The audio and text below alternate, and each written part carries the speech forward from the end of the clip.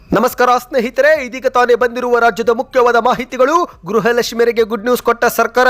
ಗೃಹಲಕ್ಷ್ಮಿಗಂತಲೇ ಹೊಸ ಅಪ್ಲಿಕೇಶನ್ ಬಿಡುಗಡೆ ಮಾಡಲಾಗುತ್ತಿದೆ. ಮತ್ತೊಂದೆಡೆಯಲ್ಲಿ ಹಣ ಜಮಾ ಆಗುತ್ತಿಲ್ಲ ಎಂದು ಬೃಹತ್ ಮಹಿಳಾ ಸಮಾವೇಶಕ್ಕೆ ಬಿಜೆಪಿ ನಿರ್ಧಾರ. ಮತ್ತೊಮ್ಮೆ ಪ್ರತಿಭಟನೆಗೆ ತಯಾರಿ. ಎಲ್ಲ ಮಾಹಿತಿಗಳು ಬಂದಿವೆ ಸ್ನೇಹಿತರೆ.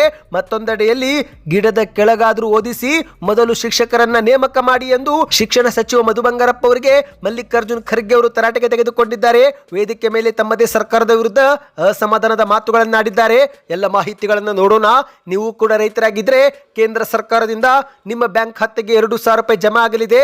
ಪ್ರಧಾನಿ ಮೋದಿ ಅವರ PM ಕಿಸಾನ್ ಸಮ್ಮಾನ್ ಯೋಜನೆ ಬಗ್ಗೆ ಮತ್ತೊಂದು ಗುಡ್ ನ್ಯೂಸ್. ಇದೇ ಮಧ್ಯೆ DK ಶಿವಕುಮಾರ್ ಅವರು ಖಂಡಿತ CM ಸ್ಥಾನ ಒದ್ದು ಕಿತ್ತುಕೊಳ್ಳುತ್ತಾರೆ ಎಂದು ಆರೋಶಕ್ ಅವರು ಸ್ಫೋಟಕ ಭವಿಷ್ಯ ನುಡಿದಿದ್ದು, ಇದೇ ಮಧ್ಯೆ ಕೇಂದ್ರ ಸರ್ಕಾರದಂತೆ ರಾಜ್ಯ ಸರ್ಕಾರದ ಬಜೆಟ್ಗೂ ಕೂಡ ದಿನಗಣನೆ ಪ್ರಾರಂಭವಾಗಿದೆ. ಮುಖ್ಯಮಂತ್ರಿ ಸಿದ್ದರಾಮಯ್ಯನವರು ಸಭೆ ಮೇಲೆ ಸಭೆ ಮಾಡುತ್ತಿದ್ದಾರೆ. ಎಲ್ಲ ಮಾಹಿತಿಗಳನ್ನ ಡೀಟೇಲ್ ಆಗಿ ನೋಡೋಣ. ಅದಕ್ಕಿಂತ ಮೊದಲು ನೀವು ಸುದ್ದಿ ಸಮಯ ಯೂಟ್ಯೂಬ್ ಚಾನೆಲ್ಗೆ ಮೊದಲು ಬಾರಿ ಭೇಟಿ ಕೊಡುತ್ತಿದ್ರೆ ದಯವಿಟ್ಟು ಸಬ್ಸ್ಕ್ರೈಬ್ ಆಗಿ ಪಕ್ಕದಲ್ಲಿ ಕಾಣಿಸೋ ಗಂಟೆ ಒತ್ತಿ. ಇದರಿಂದ ರಾಜ್ಯದ ಮುಖ್ಯವಾದ ಮಾಹಿತಿಗಳು ನಿಮಗೆ ಸಿಗುತ್ತವೆ. ವಿಡಿಯೋಗೆ ಲೈಕ್ ಮಾಡಿ ಮತ್ತು ವಿಡಿಯೋ ಪೂರ್ತಿಯಾಗಿ ನೋಡಿ. ಬನ್ನಿ ಸ್ನೇಹಿತರೆ, ಎಲ್ಲ ಮುಖ್ಯವಾದ ಮಾಹಿತಿಗಳನ್ನು ಡೀಟೇಲ್ ಆಗಿ ನೋಡೋಣ. ನೀವು ಕೂಡ ಗೃಹಲಕ್ಷ್ಮಿ ಯೋಜನೆ ಫಲಾನುಭವಿಗಳಾಗಿದ್ರೆ ಈಗಲೇ ವಿಡಿಯೋಗೆ ಲೈಕ್ ಮಾಡ್ತಾ ಚಾನಲ್ಗೆ ಸಬ್ಸ್ಕ್ರೈಬ್ ಮಾಡ್ಕೊಳ್ಳಿ. ಹೌದು, ಗೃಹಲಕ್ಷ್ಮಿಯರಿಗೆ ಸಚಿವ ಲಕ್ಷ್ಮಿ ಹೆಬ್ಬಾಳ್ಕರ್ ಅವರು ಗುಡ್ ನ್ಯೂಸ್ ಕೊಟ್ಟಿದ್ದಾರೆ. ಮಹಿಳೆಯರ ಆರ್ಥಿಕ ಸುಧಾರಣೆಗೆ ಶೀಘ್ರವೇ ಗೃಹಲಕ್ಷ್ಮಿ ಡಿಜಿಟಲ್ ಮಾರ್ಕೆಟಿಂಗ್ ಅನುಕೂಲವಾಗಲಿದೆ. ಈ ಒಂದು ಅಪ್ಲಿಕೇಶನ್ ಬಗ್ಗೆ ಮುಂದಿನ ದಿನಗಳಲ್ಲಿ ಮಾಹಿತಿ ಕೊಡುತ್ತೇವೆ. ಫಲಾನುಭವಿಗಳು ಇದರ ಸದುಪಯೋಗ ಪಡೆದುಕೊಳ್ಳಬೇಕು ಎಂದು ಬೆಂಗಳೂರಲ್ಲಿ ಮಾಧ್ಯಮಗಳ ಮುಂದೆ ತಿಳಿಸಿದ್ದಾರೆ. ಹೌದು, ಮುಂದಿನ ದಿನಗಳಲ್ಲಿ ಈ ಒಂದು ಗೃಹಲಕ್ಷ್ಮಿ ಅಪ್ಲಿಕೇಶನ್ ಬಗ್ಗೆ ತಿಳಿಸಲು ಕಾರ್ಯ ನಾವು ಹಮ್ಮಿಕೊಳ್ಳುತ್ತೇವೆ ಎಂದಿದ್ದಾರೆ ಸ್ನೇಹಿತರೆ. ಇದೇ ಬಗ್ಗೆ ವಾರ್ತಾ ಇಲಾಖೆಯು ಕೂಡ ಒಂದು ಟ್ವೀಟ್ ಮಾಡಿದೆ. ನೀವು ಸ್ಕ್ರೀನ್ ಮೇಲೆ ಆ ಒಂದು ಟ್ವೀಟ್ ಕೂಡ ನೋಡುತ್ತಿರಬಹುದು. ಮಹಿಳೆಯರ ಆರ್ಥಿಕ ಸುಧಾರಣೆಗೆ ಗೃಹಲಕ್ಷ್ಮಿ ಡಿಜಿಟಲ್ ಮಾರ್ಕೆಟಿಂಗ್ ಅನುಕೂಲವಾಗಲಿದೆ. ಗೃಹಲಕ್ಷ್ಮಿ ಯೋಜನೆಯ ಫಲಾನುಭವಿಗಳು ಇದರ ಸದುಪಯೋಗ ಪಡೆದುಕೊಳ್ಳಬೇಕು. ಮುಂದಿನ ದಿನಗಳಲ್ಲಿ ಆ್ಯಪ್ ಬಗ್ಗೆ ತಿಳಿಸಲು ಕಾರ್ಯಾಗಾರ ಹಮ್ಮಿಕೊಳ್ಳಲಾಗುವುದು ಎಂದು ಮಹಿಳಾ ಮತ್ತು ಮಕ್ಕಳ ಅಭಿವೃದ್ಧಿ ಸಚಿವರಾದ ಲಕ್ಷ್ಮಿ ಹೆಬ್ಬಾಳ್ಕರ್ ಅವರು ತಿಳಿಸಿದ್ದಾರೆ ಎಂದು DIPR ಕರ್ನಾಟಕ ಅಂದರೆ ವಾರ್ತಾ ಇಲಾಖೆ ಟ್ವೀಟ್ ಅನ್ನ ಮಾಡಿರುವಂತದ್ದು. ಅಂದಹಾಗೆ ಸ್ನೇಹಿತರೆ, ಈಗ ಕಳೆದ 4 ತಿಂಗಳಿನಿಂದ ಗೃಹಲಕ್ಷ್ಮಿ ಯೋಜನೆ ಹಣ ಜಮೆ ಆಗುತ್ತಿಲ್ಲ. ಹೌದು, ನಿಮ್ಮ ಬ್ಯಾಂಕ್ ಖಾತೆಗೂ ಕೂಡ ಹಣ ಬಂದಿಲ್ಲವೆಂದ್ರೆ ನಿಮ್ಮ ಊರಿನ ಹೆಸರನ್ನ ಕಮೆಂಟ್ ಮಾಡಿ. ಇದೀಗ ಬಿಜೆಪಿ ಮತ್ತೊಮ್ಮೆ ಬಾರಿಗೆ ಮಹಿಳಾ ಸಮಾವೇಶಕ್ಕೆ ನಿರ್ಧಾರ ಮಾಡಿದೆ. ಹೌದು ಸ್ನೇಹಿತರೆ, ಸರಿಯಾದ ಸಮಯಕ್ಕೆ ಗೃಹಲಕ್ಷ್ಮಿ ಯೋಜನೆ ಹಣ ಜಮಾವಾಗದ ಹಿನ್ನೆಲೆಯಲ್ಲಿ ಕೆಲವು ತಿಂಗಳಿನಿಂದ ಬಾಕಿ ಉಳಿದಿರುವ ಗೃಹಲಕ್ಷ್ಮಿ ಯೋಜನೆ ಹಣ ಬಿಡುಗಡೆ ಮಾಡಲು ಒತ್ತಾಯಿಸಿ ಹುಬ್ಬಳ್ಳಿಯಲ್ಲಿ ಬಿಜೆಪಿಯವರು ಮಹಿಳಾ ಮೋರ್ಚಾ ಅಂದ್ರೆ ಬೃಹತ್ ಮಹಿಳಾ ಸಮಾವೇಶ ಮಾಡಲು ನಿರ್ಧಾರ ಮಾಡಿದ್ದಾರೆ. ಹೌದು ಸ್ನೇಹಿತರೆ, ಹುಬ್ಬಳ್ಳಿಯಲ್ಲಿ ಬೃಹತ್ ಮಹಿಳಾ ಸಮಾವೇಶಕ್ಕೆ ಬಿಜೆಪಿ ನಿರ್ಧಾರ ಮಾಡಿದೆ. ಫೆಬ್ರವರಿ ತಿಂಗಳ ಮೊದಲ ಅಥವಾ 2ನೇ ವಾರದಲ್ಲಿ ದೊಡ್ಡ ಮಟ್ಟದಲ್ಲಿ ಸಮಾವೇಶ ಮಾಡಲು ಬಿಜೆಪಿ ನಾಯಕರು ಚಿಂತನೆ ಮಾಡ್ತಿದ್ದಾರೆ. ಮಹಿಳೆಯರನ್ನೇ ಅಸ್ತ್ರವಾಗಿಟ್ಟುಕೊಂಡು ಬಿಜೆಪಿ ರಾಜ್ಯ ಸರ್ಕಾರದ ವಿರುದ್ಧ ಹೋರಾಟ ಮಾಡಲು ಮುಂದಾಗುತ್ತಿದೆ ಸ್ನೇಹಿತರೆ. ಗೃಹಲಕ್ಷ್ಮಿಯರನ್ನೇ ಈ ಒಂದು ಪ್ರತಿಭಟನೆಗೆ ಕಣಕ್ಕಿಳಿಸುವ ಮೂಲಕ ಕಾಂಗ್ರೆಸ್ ಸರ್ಕಾರಕ್ಕೆ ಶಾಕ್ ಮುಟ್ಟಿಸಲು ಈಗ ಬಿಜೆಪಿ ನಾಯಕರು ಚಿಂತನೆ ಮಾಡ್ತಿದ್ದಾರೆ. ಹೌದು, ಫಲಾನುಭವಿಗಳಿಗೆ 3 ತಿಂಗಳಿನಿಂದ ಹಣ ಬರುತ್ತಿಲ್ಲ. ಇದೇ ಬಗ್ಗೆ ಮಾಧ್ಯಮಗಳ ಮುಂದೆ ಹಲವರು ಈಗಾಗಲೇ ಆಕ್ರೋಶ ವ್ಯಕ್ತಪಡಿಸಿದ್ದಾರೆ.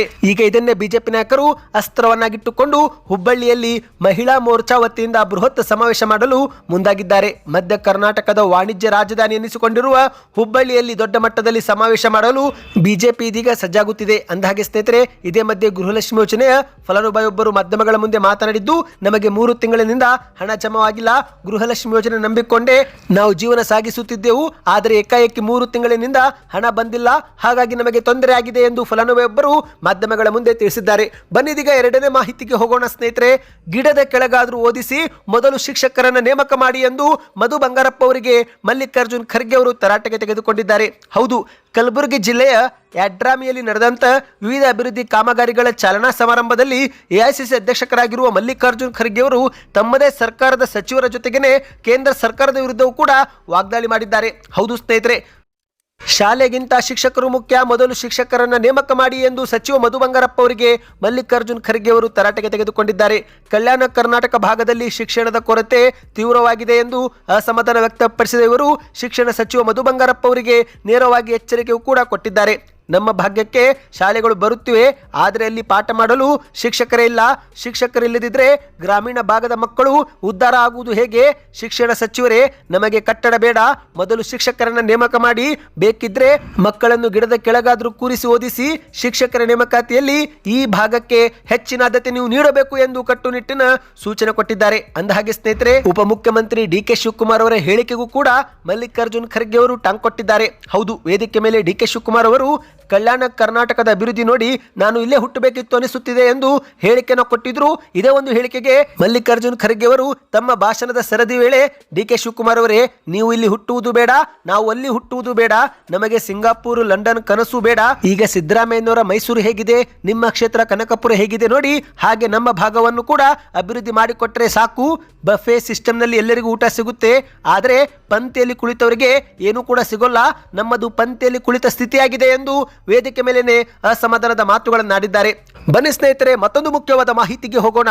ನೀವು ಕೂಡ ರೈತರಾಗಿದ್ದರೆ PM ಕಿಸಾನ್ ಸಮ್ಮಾನ್ ನಿಧಿ ಯೋಜನೆಗೆ ಅರ್ಜಿ ಸಲ್ಲಿಕೆ ಮಾಡಿದ್ದೀರಾ? ಹೌದು, ಒಂದೊಮ್ಮೆ ಮಾಡಿದ್ರೆ ಎಸ್ ಅಥವಾ ನೋ ಎಂದು ಕಮೆಂಟ್ ಮಾಡಿ ಸ್ನೇಹಿತರೆ. ಈ ಒಂದು ಯೋಜನೆ ಮೂಲಕ ರೈತರಿಗೆ ವರ್ಷಕ್ಕೆ 6,000 ರೂಪಾಯಿ ಹಣವನ್ನು ನೇರವಾಗಿ ಬ್ಯಾಂಕ್ ಖಾತೆಗೆ ಹಾಕಲಾಗುತ್ತೆ. ಇಲ್ಲಿಯವರೆಗೆ ಕೇಂದ್ರದ ಸರ್ಕಾರ 21 ಕಂತು ಜಮಾ ಮಾಡಿದೆ. ಅಂದ್ರೆ ಸ್ನೇಹಿತರೆ, ಸರಿಸುಮಾರು 42,000 ರೂಪಾಯಿವರೆಗೆ ಫಲಾನುಭವಿಗಳು ಹಣ ಪಡೆದುಕೊಂಡಿದ್ದಾರೆ. ಇದೀಗ ಇನ್ನು ಒಂದು ತಿಂಗಳಲ್ಲಿ 22ನೇ ಕಂತು ಸಹ ಬಿಡುಗಡೆ ಆಗಲಿದೆ. ಒಂದು ವೇಳೆ ನೀವು ಈ ಒಂದು ಯೋಜನೆಯ ಫಲಾನುಭವಿಗಳಾಗಿಲ್ಲವೆಂದರೆ ಈಗಲೂ ಕೂಡ ಅರ್ಜಿ ಸಲ್ಲಿಕೆ ಮಾಡಬಹುದು. ಹೌದು, ನೀವೇನಾದರೂ ರೈತರಾಗಿದ್ದರೆ ಮಾತ್ರ ಅರ್ಜಿ ಸಲ್ಲಿಕೆ ಮಾಡಬಹುದು ಸ್ನೇಹಿತರೆ. ಈಗ PM ಕಿಸಾನ್ ಸಮ್ಮಾನ್ ನಿಧಿ ಯೋಜನೆಯ 22ನೇ ಕಂತು ಫೆಬ್ರವರಿ ತಿಂಗಳಲ್ಲಿ ಜಮೆ ಆಗುವ ಸಾಧ್ಯತೆ ಇದೆ. ಹೌದು, ಕೇಂದ್ರ ಸರ್ಕಾರದ ಬಜೆಟ್ ಕೂಡ ಫೆಬ್ರವರಿ 1 ಭಾನುವಾರದಂದು ಮಂಡನೆ ಆಗಲಿದ್ದು, ಅದೇ ಸಮಯದಲ್ಲಿ ಅನುದಾನ ಹಂಚಿಕೆ ಮಾಡಿ ಮತ್ತೊಂದು ಕಂತು ಬಿಡುಗಡೆ ಆಗುವ ಸಾಧ್ಯತೆ ಇದೆ. ನೀವೇನಾದರೂ ರೈತರಾಗಿದ್ದರೆ ಮೊದಲು PM ಕಿಸಾನ್ ಸಮ್ಮಾನ್ ನಿಧಿ ಯೋಜನೆಗೆ ಅರ್ಜಿ ಸಲ್ಲಿಕೆ ಮಾಡಿ. ಒಂದೊಮ್ಮೆ ಅರ್ಜಿ ಸಲ್ಲಿಕೆ ಮಾಡಿದ್ದರೆ ಸ್ನೇಹಿತರೆ, ಈ KYC ಪ್ರಕ್ರಿಯೆಯನ್ನ ಪೂರ್ತಿಗೊಳಿಸಿ. ಹೌದು, PM Kisan Samman mobile application ಕೂಡ ಲಭ್ಯವಿದ್ದು, ಅಲ್ಲಿ ನೀವು ಆಧಾರ್ ಕಾರ್ಡ್ನ ಮಾಹಿತಿ ಕೊಡುವ ಮೂಲಕ OTP ನಮೂದಿಸಿ ಈ KYC ಪ್ರಕ್ರಿಯೆ ಪೂರ್ತಿ ಮಾಡಿಕೊಳ್ಳಬಹುದು. ಇನ್ನು PM ಕಿಸಾನ್ ಸಮ್ಮಾನ್ ನಿಧಿ ಯೋಜನೆಗೆ ಕೇವಲ ಅರ್ಜಿ ಸಲ್ಲಿಕೆ ಮಾಡಿದ್ರೆ ಆಗೋದಿಲ್ಲ, ಬದಲಿಗೆ ಬ್ಯಾಂಕ್ ಖಾತೆಗೂ ಕೂಡ ನಿಮ್ಮ ಹೆಸರು ಸರಿಯಾಗಿರಬೇಕು, ಆಧಾರ್ ಕಾರ್ಡ್ ಲಿಂಕ್ ಆಗಿರಬೇಕು ಮತ್ತು ನಿಮ್ಮ ಮೊಬೈಲ್ ಸಂಖ್ಯೆ ಚಾಲ್ತಿಯಲ್ಲಿರಬೇಕು. ಆಗ ಮಾತ್ರ ನೀವು ಈ ಒಂದು ಯೋಜನೆಯಿಂದ ಲಾಭ ಪಡೆದುಕೊಳ್ಳಬಹುದು ಸ್ನೇಹಿತರೆ. ಈ ಬಗ್ಗೆ ಇನ್ನಷ್ಟು ಮಾಹಿತಿ ಬೇಕೆಂದರೆ ಕಮೆಂಟ್ ನಲ್ಲಿ PM ಕಿಸಾನ್ ಸಮ್ಮಾನ್ ಎಂದು ಕಮೆಂಟ್ ಮಾಡಿ. ಬನ್ನಿದೀಗ ಮತ್ತೊಂದು ಮುಖ್ಯವಾದ ಮಾಹಿತಿಗೆ ಹೋಗೋಣ. ಉಪಮುಖ್ಯಮಂತ್ರಿ ಡಿ.ಕೆ. ಶಿವಕುಮಾರ್ ಅವರು ಖಂಡಿತ CM ಸ್ಥಾನ ಒದ್ದೆ ಕಿತ್ತುಕೊಳ್ಳುತ್ತಾರೆ ಎಂದು ಆರೋಶಕವರು ಮೈಸೂರಲ್ಲಿ ಸ್ಫೋಟಕ ಭವಿಷ್ಯ ನುಡಿದಿದ್ದಾರೆ. ಹೌದು ಸ್ನೇಹಿತರೆ, ಈಗಾಗಲೇ ರಾಜ್ಯದ ಮುಖ್ಯಮಂತ್ರಿ ಸಿದ್ದರಾಮಯ್ಯನವರು ಕರ್ನಾಟಕದ ಇತಿಹಾಸದಲ್ಲೇ ಅತಿ ದೀರ್ಘಾವಧಿಯ ಮುಖ್ಯಮಂತ್ರಿ ಎಂಬ ದಾಖಲೆ ಬರೆದಿದ್ದಾರೆ. ಇದೇ ಮಧ್ಯೆ ಕರ್ನಾಟಕದಲ್ಲಿ ಮತ್ತೊಮ್ಮೆ ಮುಖ್ಯಮಂತ್ರಿ ಕುರ್ಚಿ ಬದಲಾವಣೆಯೂ ಕೂಡ ಜೋರಾಗುತ್ತಿದ್ದು, ಇದೇ ಮಧ್ಯೆ ವಿಪಕ್ಷ ನಾಯಕರಾಗಿರುವ ಆರೋಶಕ್ ಅವರು CM ಬದಲಾವಣೆ ವಿಚಾರ ಕುರಿತಂತೆ ಶಾಕಿಂಗ್ ಹೇಳಿಕೆ ಕೊಟ್ಟಿದ್ದಾರೆ. ಹೌದು, ಈ ಒಂದು ಹಿಂದೆನೇ ಡಿ.ಕೆ. ಶಿವಕುಮಾರ್ ಅವರು CM ಸ್ಥಾನವನ್ನ ಒದ್ದು ಕಿತ್ತುಕೊಳ್ಳುತ್ತೇನೆ ಎಂದು ಹೇಳಿದ್ರು. ಹಾಗಾಗಿ ಖಂಡಿತವಾಗಿಯೂ ಡಿ.ಕೆ. ಶಿವಕುಮಾರ್ ಅವರು ಆ ಒಂದು ಸ್ಥಾನವನ್ನು ಒದ್ದೆ ಕಿತ್ತುಕೊಳ್ಳುತ್ತಾರೆ ಎಂದು ಆರೋಶಕ್ ಅವರು ಮೈಸೂರಲ್ಲಿ ಮಾತನಾಡಿದ್ದಾರೆ. ಹೌದು, ಸುದ್ದಿಗಾರರ ಮುಂದೆ ಮಾತನಾಡಿದಂತ ಆರೋಶಕ್ ಅವರು DCM ಡಿ.ಕೆ. ಶಿವಕುಮಾರ್ ಖಂಡಿತವಾಗಿಯೂ ಮುಖ್ಯಮಂತ್ರಿ ಕುರ್ಚಿಯನ್ನು ಒದ್ದು ಕಿತ್ತುಕೊಳ್ಳುತ್ತಾರೆ. ಯಾಕಂದ್ರೆ ಡಿ.ಕೆ. ಶಿವಕುಮಾರ್ ಅವರ ಕ್ಯಾರೆಕ್ಟರ್ನೇ ಅದೇ ರೀತಿ ಇದೆ. ಇಂದು ಡಿ.ಕೆ. ಶಿವಕುಮಾರ್ ಅವರು ಕಾಂಗ್ರೆಸ್ ಪಕ್ಷದಲ್ಲಿ ಇರುವುದರಿಂದ ಖಂಡಿತ ಕ್ರಾಂತಿ ಆಗಲಿದೆ. ಅದೇ ಕಾರಣಕ್ಕೆ ಸಿದ್ದರಾಮಯ್ಯನವರು ಪ್ರತಿದಿನ ಬೆಳಗಾದ್ರೆ ನಾನೇ CM ಎಂದು ಹೇಳುತ್ತಿದ್ದಾರೆ. ಹೈಕಮಾಂಡ್ ಹೇಳಿದರೆ CM ಸ್ಥಾನ ಬಿಟ್ಟು ಕೊಡುತ್ತೇನೆ ಅಂತಿದ್ದಾರೆ. ಇಂದು ರಾಜ್ಯದಲ್ಲಿ ಕಾಂಗ್ರೆಸ್ ಸರ್ಕಾರವೇ ಸತ್ತು ಹೋಗಿದೆ. ಹೆಣ ಹೊರುವವರಿಗೆ ಹಿಂದೆ ಆದ್ರೇನು ಮುಂದೆ ಆದ್ರೇನು, ಆ ರೀತಿ ರಾಜ್ಯದಲ್ಲಿ ಕಾಂಗ್ರೆಸ್ ಪರಿಸ್ಥಿತಿ ಆಗಿದೆ. ಡಿ.ಕೆ. ಶಿವಕುಮಾರ್ ಅವರು ನಮ್ಮ ಕಡೆ ಬಂದ್ರೆ ನಾವಂತರೂ ಸೇರಿಸಿಕೊಳ್ಳುವುದಿಲ್ಲ ಎಂದು ಮತ್ತು ಡಿ.ಕೆ. ಶಿವಕುಮಾರ್ ಅವರಿಗೆ ನಮ್ಮ ಪಾರ್ಟಿಗೆ ನೋ ಎಂಟ್ರಿ ಎಂದು ಆರೋಶಕ್ ಅವರು ಖಡಕ್ ಆಗಿ ಹೇಳಿಕೆ ಕೊಟ್ಟಿದ್ದಾರೆ. ಬನ್ನಿ ಸ್ನೇಹಿತರೆ, ಕೊನೆಯ ಮಾಹಿತಿಗೆ ಹೋಗೋಣ. ಅದಕ್ಕಿಂತ ಮೊದಲು ಇದುವರೆಗೆ ನೀವು ವಿಡಿಯೋಗೆ ಲೈಕ್ ಮಾಡಿಲ್ಲವೆಂದರೆ ಲೈಕ್ ಮಾಡಿ, ಚಾನಲ್ಗೂ ಕೂಡ ಸಬ್ಸ್ಕ್ರೈಬ್ ಆಗಿ. ಹೌದು, ಇದೀಗ ಫೆಬ್ರವರಿ 1ರಂದು ಕೇಂದ್ರ ಸರ್ಕಾರದ ಬಜೆಟ್ ಮಂಡನೆ ಆಗಲಿದೆ. ಅದೇ ರೀತಿ ಕರ್ನಾಟಕದ ಬಜೆಟ್ ಕೂಡ ಮಾರ್ಚ್ 6ರಂದು ಮಂಡನೆ ಆಗುವ ಸಾಧ್ಯತೆ ಇದೆ. 2026 ಕರ್ನಾಟಕ ಬಜೆಟ್ ಮಂಡನೆಗೆ ರಾಜ್ಯ ಕಾಂಗ್ರೆಸ್ ಸರ್ಕಾರ ತೀರ್ಮಾನ ಮಾಡಿದೆ ಸ್ನೇಹಿತರೆ. ಮುಖ್ಯಮಂತ್ರಿ ಜೊತೆಗೆ ಹಣಕಾಸು ಸಚಿವರಾಗಿರುವಂತಹ ಸಿದ್ದರಾಮಯ್ಯನವರು ಮತ್ತೊಮ್ಮೆ ಬಜೆಟ್ ಮಂಡಿಸಲಿದ್ದಾರೆ. ಹೌದು, ಎಲ್ಲವೂ ಕೂಡ ಅಂದುಕೊಂಡಂತೆ ನಡೆದರೆ ಮಾರ್ಚ್ 6ರಂದು ಮುಖ್ಯಮಂತ್ರಿ ಅವರು ಬಜೆಟ್ ಮಂಡಿಸುವ ಸಾಧ್ಯತೆ ಇದೆ. ಹೌದು ಸ್ನೇಹಿತರೆ, ಮಾರ್ಚ್ 6ಕ್ಕೆ ಬಜೆಟ್ ಮಂಡನೆ ಮಾಡಲು ಕಾಂಗ್ರೆಸ್ ಸರ್ಕಾರ ಸಜ್ಜಾಗುತ್ತಿದೆ. ಕುರ್ಚಿ ಗುದ್ದಾಟದ ನಡುವೆನೇ ಸಿದ್ದರಾಮಯ್ಯನವರು ಈಗ ದಾಖಲೆ ಬಜೆಟ್ ಅನ್ನು ಮಂಡಿಸಲು ಸಿದ್ಧತೆ ನಡೆಸುತ್ತಿದ್ದಾರೆ. ಹೌದು, ಇದು ಸಿದ್ದರಾಮಯ್ಯನವರು ಈಗಾಗಲೇ 16 ಬಜೆಟ್ ಅನ್ನು ಮಂಡಿಸಿದ್ದು, ಇದೀಗ ಸಿದ್ದರಾಮಯ್ಯನವರಿಗೆ 17ನೇ ಬಜೆಟ್ ಆಗಲಿದೆ ಸ್ನೇಹಿತರೆ.